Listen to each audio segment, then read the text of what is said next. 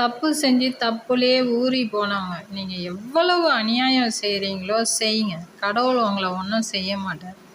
ஆனால் உங்கள் ஆட்டம்லாம் ஆடி முடிச்சதுக்கப்புறம் ஆடனது போதும் அப்படின்னு உங்களுக்கே டயர்டாகி உட்காருவீங்க பாருங்க. அப்போ ஆடுற ஆண்டவனுடைய ஆட்டத்தை உங்களால் தாங்கவே முடியாது. எப்படியோ வாழ்ந்தவன்லாம் என்ன கதிக்கு போயிருக்கான் அப்படின்றது சரித்திரத்தில் இடம் இருக்குது. நீங்கள் அதை படித்து பாருங்கள் உங்களுக்கு நேரம் இருந்ததுன்னா. எல்லா மனிதனுக்கும் இறுதி காலம்னு ஒன்று இருக்கும்.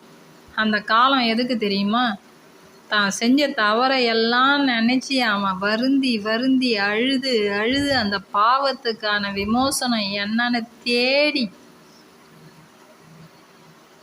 அவன் படுவான் பாரு ஒரு அவஸ்தை. அன்னைக்கு தெரியும் அவன் செஞ்ச பாவத்திற்கான விளைவு என்னன்னு.